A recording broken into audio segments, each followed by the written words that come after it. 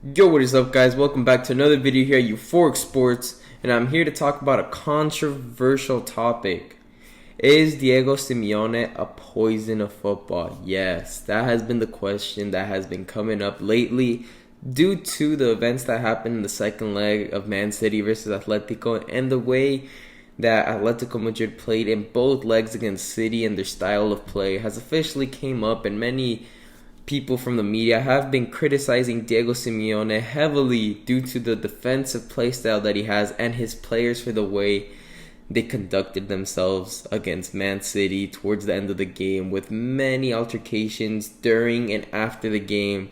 But I'm here to tell you that Diego Simeone did nothing wrong. Yes, Diego Simeone, I have a respect for the guy because he is a guy who manages his team to win. He doesn't care what the media says. He doesn't care what Sky Sports, Talk Sport, ESPN have to say about the play style. He just cares about those 3 points that he's playing for, or that game that he's playing to get to the semifinals. He cares about the game and he cares about winning it. He doesn't care about the opinion. Now, I really respect the guy who just wants to win and doesn't care about the reputation they're going to give him. Because at the end of the day, if you win with the bad play style, it doesn't matter. You won. They're not going to say, oh, instead of the 3 points we would give you, we're going to give you 2 because we didn't like the play style. No, you get the 3 points no matter what.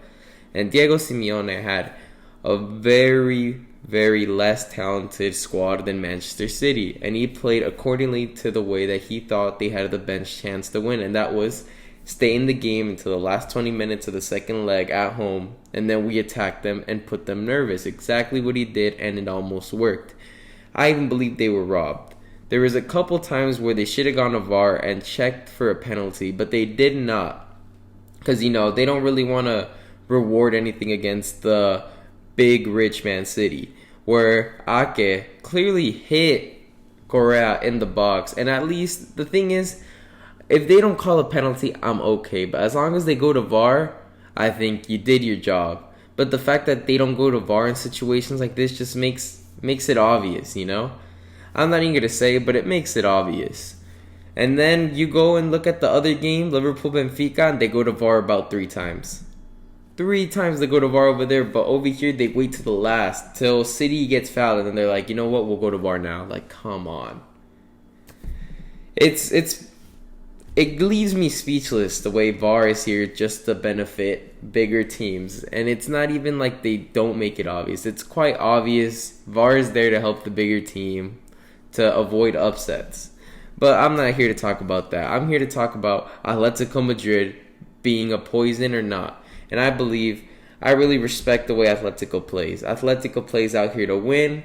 And the way that they conducted themselves toward the end of the game, I think it happens in football. You are a team about to get eliminated from the Champions League, and you're playing hard, and you get the other team is trying to cause and kill time, and the team is out here rolling around. You're obviously going to get pissed. And that's exactly what Savage did. Savage got pissed that Foden started spinning around, acting like he got shot. And then he said, you know what, I'm going to roll on the pitch, so they stopped the game. And then he got mad and pulled him off the pitch. He said, you fell there, you spun there, you stay there. And I have no problem with the way he pulled him off. And then Zinchenko comes, and, as a teammate, he did nothing wrong. He came and defended Phil Foden.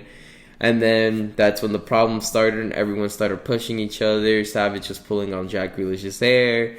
And a problem happened, but this is what happens. This is good for the sport. A lot of people probably looked at this and were like, wow, football's really entertaining. I should watch it next time.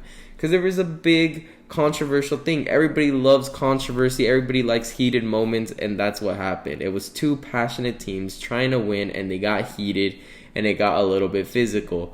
Nothing wrong with that. I understand, kids are watching. What is that kind of example? Well, I'm here to tell you right now, these are adults. Adults are playing in a game, and they don't really care how people see them. They're here to win, and if they get heated, they're just not going to let someone else disrespect them. It's the way that humans work, and that's exactly what happened. Savage was disrespecting people, and you got Grealish obviously calling people a word I can't say on here, and it's part of the game. You're heated in the moment. That doesn't mean Jack Grealish is a hothead. No, in the moment he got heated because they were pulling on his hair. They disrespected him, so he went back at him. There's no problem with anything that happened, and people are just driving it out of proportion for clicks. Now, something that I do think is kind of absurd is that Atletico Madrid and Diego Simeone are getting called out for poisoning football the way that they conducted themselves during the second leg.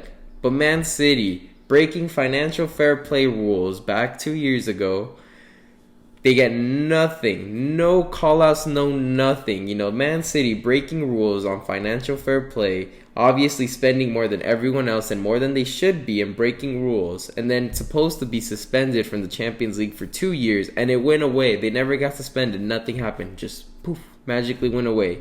They don't talk about that, though. Because, Man City's rich. Atletico not as much.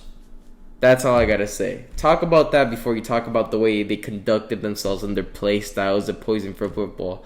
The only thing that's poison for football is spending way more than everyone else and making an unfair, competitive environment. Like, how does that make sense that Man City has a Jack Grealish, $100 million on the bench? Wow, that is more expensive than more than 4 or 5 people on Atletico Madrid's bench.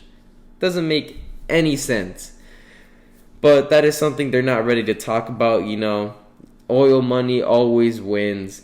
And I can't wait for Real Madrid to beat Man City, because Man City can get so far with money, because now they're going up against a team with money and history. So that will be interesting, how the rest will conduct themselves and how VAR will conduct themselves. I'm really excited for this Champions League. We also got Villarreal, the underdogs. I'll probably be rooting for them because Liverpool's an English team, and I like Arsenal, and Arsenal's way better. I'm sorry, I had to say it. But anyways, leave a comment down below if you think Diego Simeone is a poison of football, or if Man City is a poison for football, the way that they were breaking rules and all of a sudden don't get any consequences at all. You see what I did there? But anyways, like and subscribe for more videos like this, and thank you guys for watching.